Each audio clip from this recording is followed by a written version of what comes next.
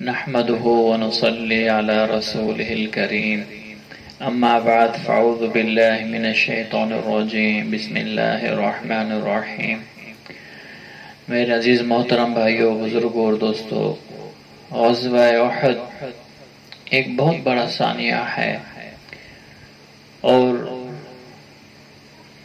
اللہ کے رسول صلی اللہ علیہ وسلم کو بہت تکلیف ملی اس غزوے کے اندر۔ غزوہ احد ہے کیا؟ یہ کیسے پیش آیا؟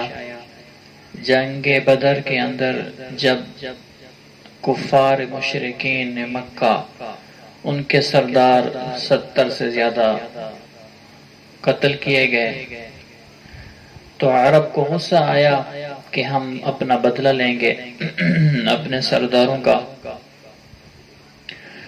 تو وہ ایک بہت بڑی طاقت لے کر 3000 کا لشکر، جس کے اندر 400 گھوڑ سوار ہیں اور ایک بہت بڑا لشکر اونٹوں کا ہے، جو روزانہ ایک اونٹ ذبح کرتے ہیں اور کھاتے پیتے ہیں۔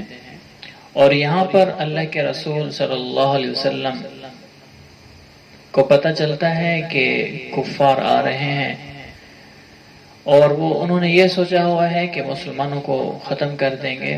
تو اللہ کے رسول صلی اللہ علیہ وسلم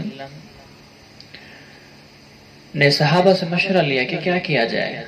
تو بعض نوجوان صحابہ نے عرض کی، اپنا مشورہ دیا کہ ہم مدینہ سے باہر جا کر ان سے لڑتے ہیں۔ تو بعض صحابہ نے یہ مشورہ دیا، اللہ کے رسول کا بھی یہی مشورہ تھا کہ مدینہ منورہ کے اندر ہی ہم لڑتے ہیں۔ تو اللہ کے رسول صلی اللہ علیہ وسلم نے ان نوجوانوں کا جذبہ دیکھ کر، شوق اور ولولہ دیکھ کر اللہ کے رسول نے فرمایا چلو تیاری کرو۔ تو 4 شوال ہے، رمضان کے عید کے بعد 4 شوال کو یہ واقعہ پیش آیا۔ اللہ کے رسول صلی اللہ علیہ وسلم صحابہ کو لے کر نکلے، اور جب اللہ کے رسول صلی اللہ علیہ وسلم نے لشکر کو دیکھا تو اس میں چند نوجوان بچے تھے، ابھی جوانی کو نہیں پہنچے تھے، کم عمر تھے۔ ان میں سے حضرت عبداللہ بن عمر رضی اللہ تعالیٰ عنہ اور اسامہ بن زید اور اسی طرح ابو سعید خدری رضی اللہ تعالیٰ عنہ، چند اور بچے بھی تھے، اس وقت یہ 9 عمر تھے۔ اللہ کے رسول نے ان کو بچہ دیکھ کر واپس کر دیا، تو یہ رونے لگے اور روتے ہوئے اللہ کے رسول صلی اللہ علیہ وسلم کے حکم کی تعمیل کی۔ تو یہ بچوں کا یہ جذبہ تھا کہ ہماری جان اللہ پر اور اللہ کے رسول پر لگ جائے۔ سبحان اللہ! کیا وہاں پر کوئی مٹھائی تقسیم ہو رہی تھی وہ جو جا رہے تھے؟ نہیں، جان کی قربانی دینی تھی، اپنی جان کی قربانی دینی تھی کہ اپنے آپ کو اللہ کے لیے، اللہ کے رسول کے لیے، اللہ اور اللہ کے رسول کے عشق کے لیے، اپنی جنت کو بنانے کے لیے، اپنے آپ کو جہنم سے بچانے کے لیے، اپنے آپ کو کامیاب کرنے کے لیے، تو اپنی جانوں کا نذرانہ پیش کرنے کے لیے تیار تھے۔ تو ایک 9 عمر صحابی جو بہت بڑا تیر انداز تھا، تو انہوں نے کہا یا رسول اللہ میں بہت بڑا تیر انداز ہوں، مجھے اجازت دیں۔ تو ان کی عمر 15 سال تھی۔ اللہ کے رسول صلی اللہ علیہ وسلم نے ان کو اجازت دے دی۔ تو اس کے ساتھ ایک صحابی ہے، ابن رافع رضی اللہ تعالیٰ عنہ، ابو رافع بن خدیج رضی اللہ تعالیٰ عنہ ایک صحابی ہیں۔ انہوں نے کہا اے اللہ کے رسول، آپ نے اس کو اجازت دے دی ہے، آپ میری اور اس کی کشتی کرا لیں، اگر میں جیت گیا تو آپ مجھے اپنے ساتھ لے جائیں، اگر میں ہار جاؤں تو مجھے اپنے ساتھ نہ لے کر جائیں، میں تو اس سے کشتی میں اس سے زیادہ ہوں۔ اللہ کے رسول نے فرمایا چلو ٹھیک ہے، تمہاری کشتی کراتے ہیں۔ تو اللہ کے رسول نے کشتی کرائی، تو پھر کیا ہوتا ہے، وہ صحابی اس سے کہتا ہے کہ آپ کو تو اللہ کے رسول صلی اللہ علیہ وسلم نے ویسے ہی قبول فرما لیا ہے اور اگر آپ کشتی ہار بھی جاؤ گے تو اللہ کے رسول صلی اللہ علیہ وسلم آپ کو جہاد کے لیے بھیج دیں گے، اور اگر میں ہار گیا آپ سے تو اللہ کے رسول مجھے نہیں بھیجیں گے۔ ان کے کان میں کہا کہ آپ ایسا کرو، کشتی ہار جاؤ مجھ سے۔ تو وہ آپس میں کشتی لڑنا شروع کی، تو پھر کیا کیا، اور جان بوجھ کر وہ گر گئے اور یہ ان کے اوپر آ گئے اور اپنے آپ کو جتا لیا۔ تو اللہ کے رسول صلی اللہ علیہ وسلم نے دونوں کو اجازت دے دی۔ سبحان اللہ، بچوں کے کیا جذبے ہیں، کیا کہہ رہا ہے کہ میں کشتی لڑتا ہوں، اگر میں اس کو ہرا دوں گا کہ اللہ کے رسول صلی اللہ علیہ وسلم مجھے بھیج دیں گے، میں تو اس کو ہرا دوں گا۔ تو ان کے یہ جذبے تھے۔ آج ہمارے جماعت والے، تبلیغ والے کسی سے ملنے کے لیے جاتے ہیں تو کسی بھائی کو تیار کرتے ہیں کہ بھائی اللہ کے راستے میں نکلو، 3 دن کے لیے چلے جاؤ، تو وہ 100 عذر کرتا ہے، 100 بہانے تلاش کرتا ہے۔ کبھی کہتا ہے کہ میری بیوی مجھے اجازت نہیں دیتی، کبھی وہ کہتا ہے کہ میرے کاروبار کا مسئلہ ہے، کبھی کہتا ہے کہ میری اس چیز کا مسئلہ ہے، اس چیز کا مسئلہ ہے۔ 100 بہانے شیطان اس کو دکھلاتا ہے تو وہ تیار نہیں ہوتا، اور 3 دن کے بعد واپس بھی آنا ہے، اس کو پتہ ہے۔ لیکن صحابہ کی جو تشکیل ہوتی تھی ان پر واپسی نہیں ہوتی تھی، واپسی کی تاریخ متعین نہیں ہوتی تھی، یا اللہ کے راستے میں شہید ہو جانا تھا یا پھر غازی بن کر آنا ہوتا تھا۔ تو یہ صحابی کشتی جیت جاتے ہیں اور اللہ کے رسول صلی اللہ علیہ وسلم اپنے لشکر کے ساتھ ملا دیتے ہیں۔ اور اللہ کے رسول صلی اللہ علیہ وسلم جب غزوہ احد کے قریب پہنچے تو وہاں سے کفار بھی سامنے آ گئے۔ تو عبداللہ بن ابی جو منافقوں کا سردار تھا، جب انہوں نے لشکر دیکھا تو کہا میری رائے یہ تھی کہ آپ مدینہ کے اندر رہ کر لڑتے، آپ نے میری بات نہیں مانی، لہٰذا میں جا رہا ہوں۔ تو وہ ان کے ساتھ جو اور منافقین تھے، 300 کا لشکر، وہ واپس چلا گیا، اور مسلمان یہاں کتنے بچے؟ 700۔ اور اللہ کے رسول صلی اللہ علیہ وسلم کے ساتھ ایک اور قبیلہ ہے جو آپ کے ساتھ چل رہا تھا۔ تو اللہ کے رسول نے پوچھا یہ کون ہے؟ وہ یہودی تھے، لیکن مسلمانوں کے ساتھ اس لیے چل رہے تھے کہ انہوں نے عہد کیا ہوا تھا کہ کوئی دشمن آپ سے لڑنے کے لیے آئے گا تو ہم بھی آپ کے ساتھ معاونت کریں گے، آپ کی مدد کریں گے۔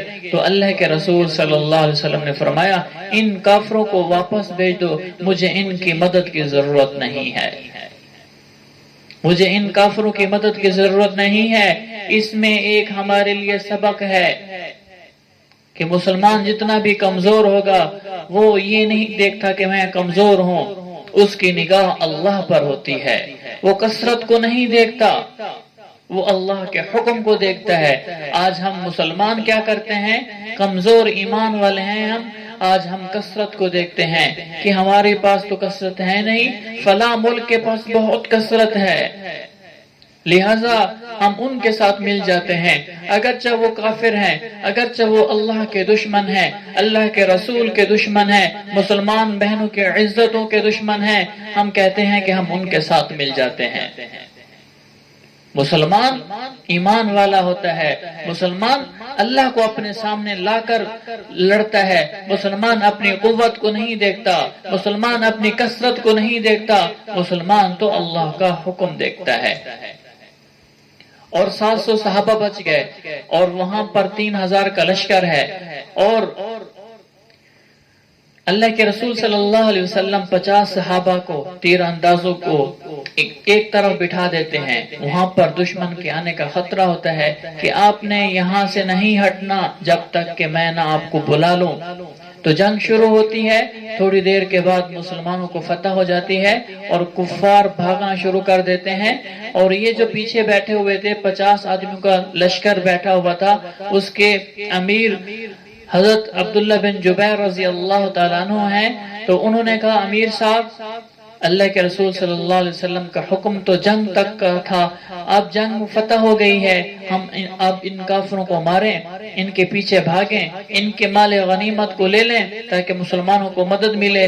وہ بھی اپنی نیت میں صحیح تھے، لیکن ایک غلطی، ایک خطا، ایک بھول ہو گئی، تو امیر لشکر نے منع کیا، لیکن 40 آدمی پھر بھی واپس آئے اور میدان کی طرف چل پڑے، میدان میں آ گئے اور اس جگہ کو چھوڑ دیا۔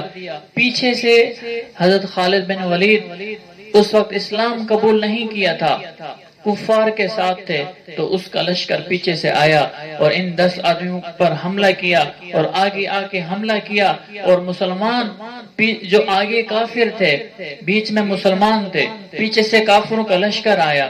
اب ان جو بھاگ رہے تھے کافر، انہوں نے دیکھا کہ پیچھے سے ہمیں مدد آ گئی، تو وہ بجائے بھاگنے کے پھر مسلمانوں کے ساتھ جنگ کرنا شروع کر دی، اور پیچھے سے خالد بن ولید کا لشکر مسلمانوں کو مارنا شروع کر دیا۔ تو مسلمانوں کو بہت زیادہ نقصان اٹھانا پڑا، مسلمان پریشان ہو گئے کہ اب کیا کیا جائے، آگے سے بھی پھنس گئے ہیں اور پیچھے سے بھی پھنس گئے ہیں، اور اتنا ایسا خوفناک عالم ہو گیا۔ تو بعض صحابہ نے اپنے مسلمان بھائی کو شہید کر دیا، ان کو پتہ نہیں چلا کہ یہ ہمارا مسلمان بھائی ہے۔ اتنے تک بھی صحابہ کرام رضی اللہ تعالی عنہم اجمعین مسلمان کو مار رہے تھے اور خوف زدہ ہو گئے تھے، تو بعض صحابہ نے میدان کو چھوڑا۔ اور اسی طرح پھر کیا ہوا، ایک اللہ کے رسول صلی اللہ علیہ وسلم کھڑے ہوئے ہیں اور آپ صلی اللہ علیہ وسلم کے چاروں طرف صحابہ آپ کا پہرہ دے رہے ہیں، اس میں حضرت ابوبکر، اس میں عمر، اس میں علی، سعد، سعید اور طلحہ بن زبیر، اور اس میں سعد بن ابی وقاص اور ابو دجانہ، چند صحابہ کرام رضی اللہ تعالی عنہم اجمعین آپ کے چاروں طرف کھڑے ہوئے ہیں اور آپ کا پہرہ دے رہے ہیں۔ پھر کیا ہوتا ہے، جو بھی تلوار آتی ہے، جو بھی نیزہ آتا ہے، جو بھی تیر آتا ہے، صحابہ کرام رضی اللہ تعالی عنہم اجمعین اپنے سینے پر لے رہے ہیں، اپنے ہاتھ پر لے رہے ہیں۔ ایک صحابی رسول ہیں حضرت طلحہ رضی اللہ تعالی عنہ، وہ کیا کرتے ہیں، اپنے ہاتھ پر لے لیتے تھے، جو بھی تیر آتا تھا اس کو اپنے ہاتھ پر لے لیتے تھے، جو بھی تیر آتا تھا اس کو اپنے ہاتھ پر لے لیتے تھے، جو بھی تیر آتا، حتیٰ کہ آپ کا پورا ہاتھ ختم ہو گیا۔ ایک صحابی رسول ہیں حضرت قتادہ بن نعمان رضی اللہ تعالی عنہ، صحابی رسول ہیں،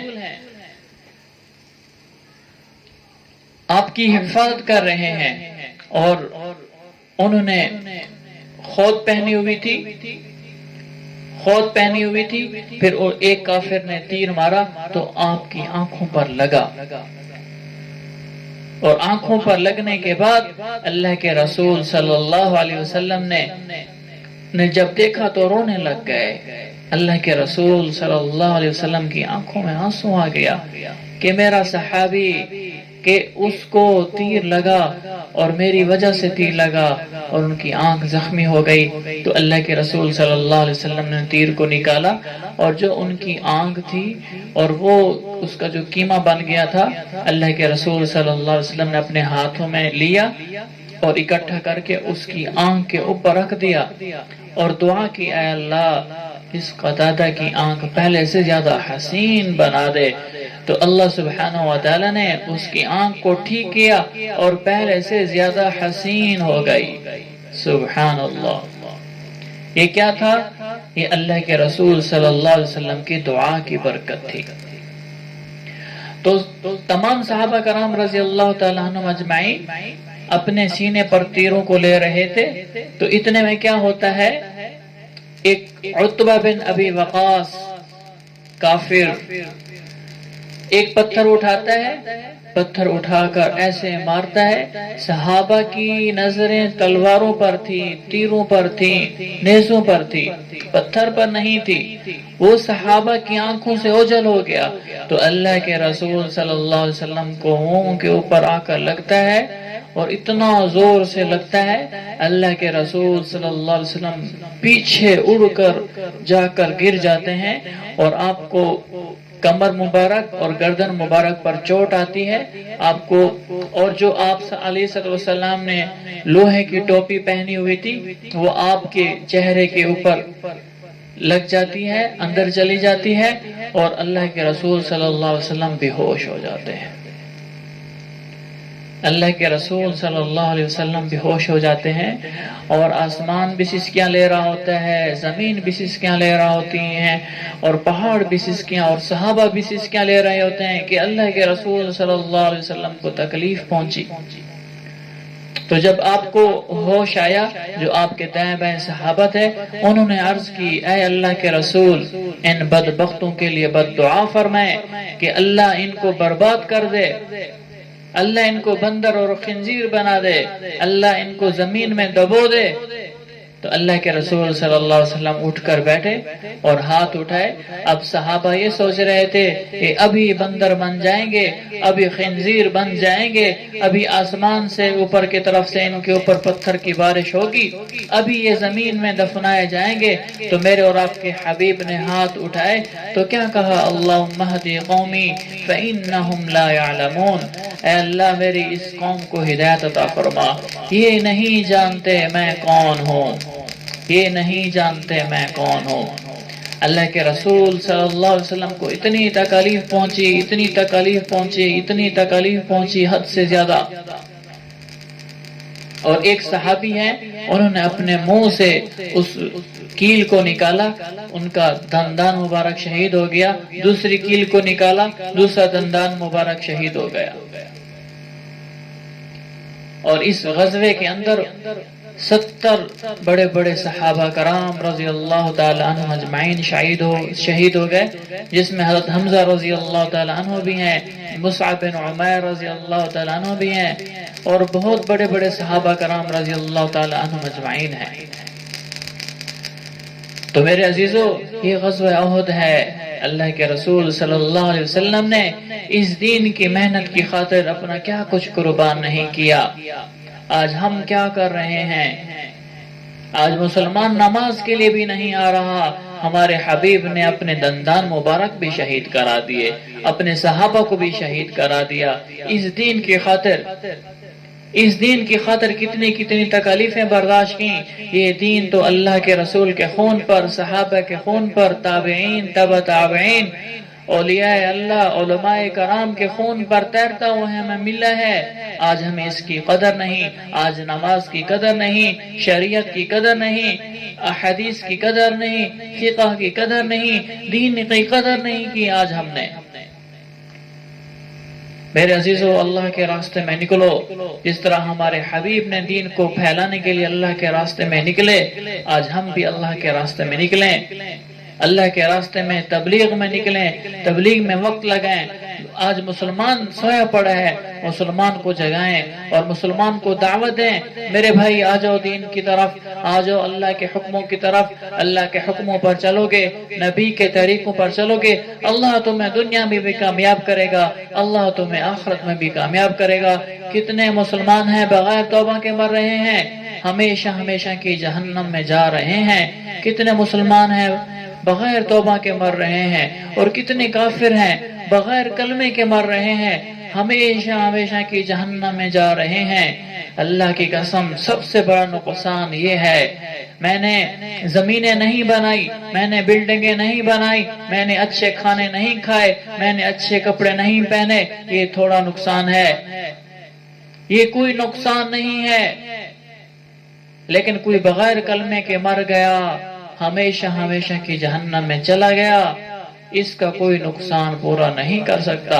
آج تبلیغ والے جاتے ہیں بیرون ملکوں کے اندر اور جا کر دعوت دیتے ہیں، لوگ مسلمان ہوتے ہیں اور وہ کلمہ پڑھتے ہیں، پھر وہ روتے ہیں، کاش آپ 2 سال پہلے آ جاتے، میرے ماں باپ مجھ سے زیادہ نرم تھے، وہ بھی کلمہ پڑھ کر جہنم سے میں جانے سے بچ جاتے، تم پہلے کہاں تھے، تم 1 دن پہلے آ جاتے۔ کوئی کہتا ہے کوئی 1 دن پہلے آ جاتا ہے، پہلے آ جاتے، 1 دن پہلے میرے ماں باپ فوت ہوئے ہیں، میرا بھائی فوت ہوا ہے، میری ماں فوت ہوئی ہے، میرا باپ فوت ہوا ہے۔ اگر آپ 1 دن پہلے آ جاتے، وہ کلمہ پڑھ لیتے اور ہمیشہ کی جہنم میں جانے سے بچ جاتے۔ تو میرے عزیزو، اللہ کے راستے میں نکلو، تبلیغ کے لیے نکلو، 4 مہینے لگا کر تبلیغ کی محنت کو سیکھو، پھر سال کے لیے بیرون جاؤ۔ انشاءاللہ میں بھی ارادہ کرتا ہوں، آپ سب بھائی اللہ کے راستے میں نکلنے کا ارادہ کریں اور اللہ سے دعا کریں، اے اللہ تو درندوں سے بھی کام لے سکتا ہے۔ اللہ نے درندوں سے بھی کام لیے، اللہ نے بھیڑیا سے بھی کام لیا، اللہ نے آبابیل پرندوں سے بھی کام لیا، اللہ نے ہدہد سے بھی کام لیا۔ اللہ سبحانہ و تعالیٰ درندوں، پرندوں، چرندوں سے بھی کام لے رہا ہے۔ اے اللہ تو مجھے قبول کر لے، میں تیرے حبیب کا امتی ہوں، اے اللہ تو مجھے دین کی محنت کے لیے قبول فرما لے۔ جب 2 رکعت نفل پڑھیں گے، اللہ سے مانگیں گے، اللہ ضرور قبول کرے گا، اللہ ضرور قبول فرمائے گا۔ ہماری مانگنے کی دیر ہے، اللہ کے دینے کی کوئی دیر نہیں ہے، اس لیے اللہ کے راستے میں نکلنے کا عزم اور ارادہ کرے۔